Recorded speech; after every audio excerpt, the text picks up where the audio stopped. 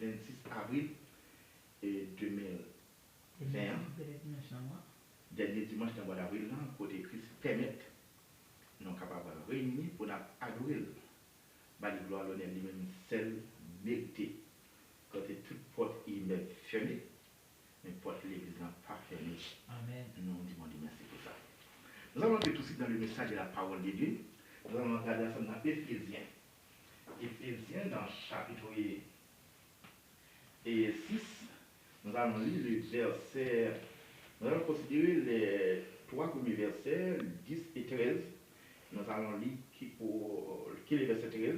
On a considéré les 3 versets, ça dit 10 à 13. Et nous disons comme ça. Et verset 13. Sœurs, pourquoi prenez toutes les âmes de Dieu afin de pouvoir résister dans le mauvais jour et tenir ferme après avoir tout surmonté. Nous prenons aussi le verset 14. Il tenez donc ferme, ayez à vos reins la vérité aux ceintures et la vérité aux ceintures, revêtez la cuirasse de la justice. Amen. Qui est bon Dieu béni. Amen. Et dans ce livre que nous allons faire lecture de la parole de Dieu ce matin, c'est un livre qui est écrit aux environs de l'année 62 à 63 après Jésus-Christ. Et c'est Paul qui a écrit ce livre-là. Et le thème que je vais traiter pour ce matin, c'est la nourriture spirituelle. Et dans d'autres sens, un chrétien devrait être toujours bien nourri. Et on souvent dit que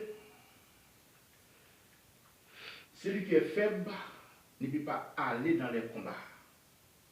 Voilà pourquoi dans le verset 10, Paul, après cette parole-là, il a dit, au reste, frères, fortifiez-vous dans le Seigneur. Peut-être vous qui m'écoutez pouvez poser cette question-là. Pourquoi l'apôtre Paul avait parlé ainsi?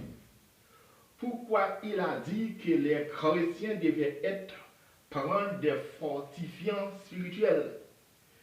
On souvent dit que les fortifiants et les vitamines, ce sont de la nourriture dont notre corps a besoin pour qu'il puisse rester ferme et bien équilibré. Et celui qui est faible ne peut pas résister dans les combats. Voilà pourquoi celui qui est en train de préparer pour aller dans la guerre, mais pour aller faire combat, n'est pas nourri comme tous les autres. Ils ont mis chaud que la nourriture qu'ils mangent et les boissons qu'ils buvaient ils sont remplis de vitamines et de fortifiants et pour qu'ils puissent avoir force pour résister dans les combats. Mais pourquoi l'apôtre Paul avait parlé ainsi? C'est parce que l'apôtre Paul, dans tournée missionnaire, lorsqu'il était arrivé à Éphèse, dans un pays qui est rempli de magie, dans un pays idolâtrie, et côté les gens d'Éphèse n'adorent pas le vrai Dieu, ou bien ne connaissent pas le vrai Dieu. Et lorsque l'apôtre Paul était arrivé à Éphèse, avec la puissance du Saint-Esprit, il avait prêché la bonne nouvelle. Il avait dit à Éphèse que le Dieu qu'il servent, ce n'est pas le vrai Dieu. Le vrai Dieu ne s'appelle pas la Diane d'Éphèse, mais le vrai Dieu c'est Jésus, le Tout-Puissant, qui est mort et qui est vivant au siècle des siècles. Amen. Et à travers cette grande prédication, et côté le peuple d'Éphèse, ou bien beaucoup d'entre eux, étaient restés convaincus, étaient acceptés Jésus pour son sauveur.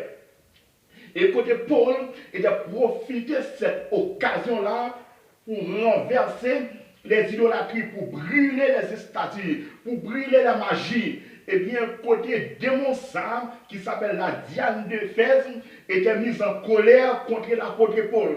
Et ce moment-là, il a pris toutes sortes de qualités de formes de bêtes sauvages pour bataille, pour lutter avec l'apôtre Paul. C'est cette parole-là que l'apôtre Paul il a prononcée et dans les livres Corinthiens, lorsqu'il a dit à Éphèse, j'ai lutté contre la bête sauvage.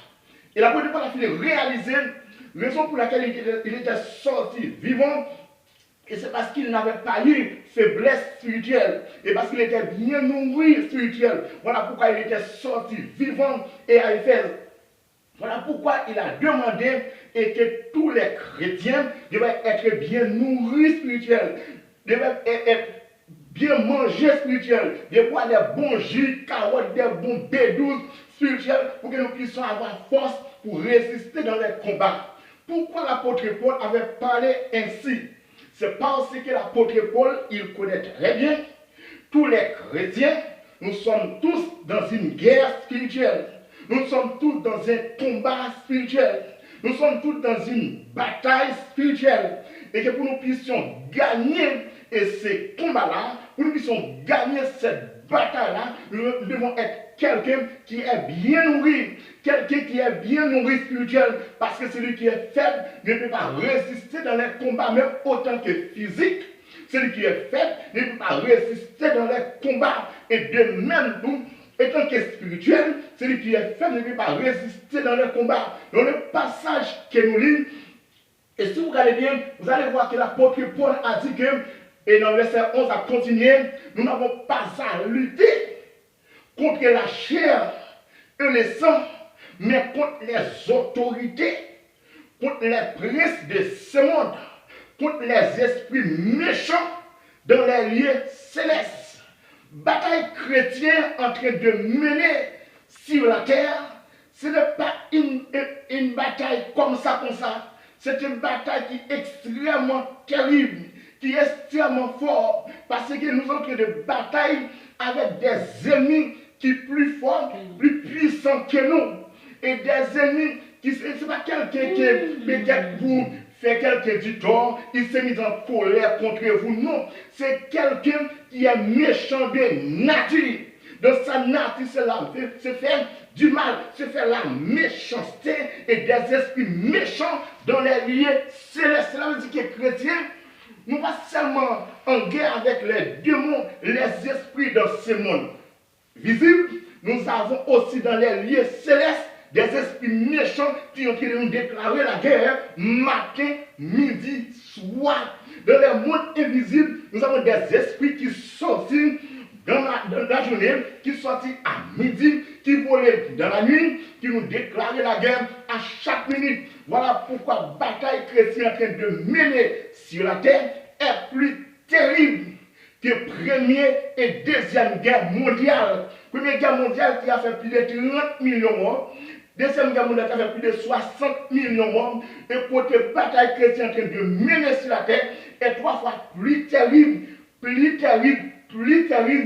Première et Deuxième Guerre mondiale. Parce que nous sommes en train de batailler à des ennemis, non seulement qui sont plus forts que nous, non seulement qui sont plus puissants que nous, et notre ennemi est invisible.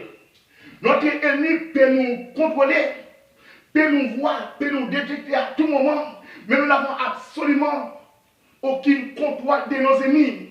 Voilà pourquoi, pour nous puissions gagner cette bataille-là, nous devons être quelqu'un qui est bien nourri spirituel, bien bois spirituel.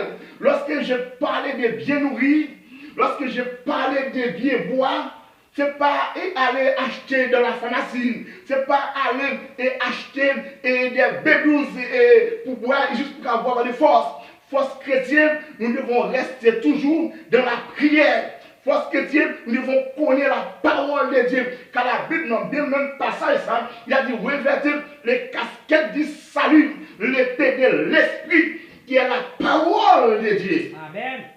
Mais bien aimé, pour nous gagner cette bataille-là, nous devons être quelqu'un qui reste toujours collé, marré, enveloppé avec Jésus. Puisque c'est une seule personne que Satan peut, seulement Jésus. Amen. Satan n'a pas peur, n'a pas eu aucune personne, quelle que soit votre relation, quelle que soit votre relation, votre capacité, votre connaissance, votre pouvoir, devant Satan, ça ne représente absolument rien. Une seule personne que Satan perd, seulement Jésus. Puisque nous savons très bien, c'est une seule personne que Satan perd, il s'appelle Jésus. Qu'est-ce qu'il va nous faire? Si nous voulons gagner cette bataille-là, nous devons toujours marquer, envelopper en dedans Jésus. Nous devons rester toujours au pied de Jésus. Voilà pourquoi, à tout moment, nous trouvons des rencontres à tout moment. Même dans la zone côté vous habitez ou bien dans le travail, quelqu'un vous s'est levé contre vous à tout moment, dans vos familles, quelqu'un vous s'est levé contre vous. C'est Satan qui utilise quelqu'un à tout moment juste pour vous déclarer la guerre. Amen. Mais notre devoir, c'est rester toujours collé sous Jésus.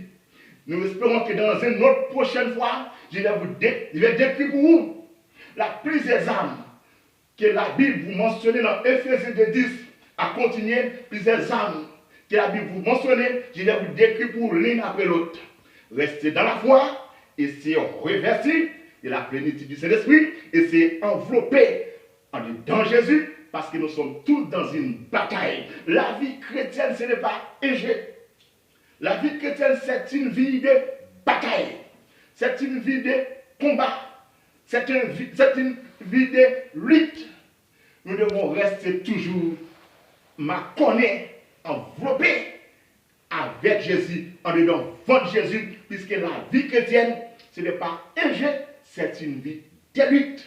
Et pour que nous puissions gagner cette bataille-là, il n'y a pas d'autre moyen, c'est simplement coller sous Jésus. Amen. À nous coller sous Jésus, restez toujours, gardez la foi, et la prochaine fois, je vais décrire pour chacun des âmes, l'une après l'autre. Que Dieu vous bénisse. Amen.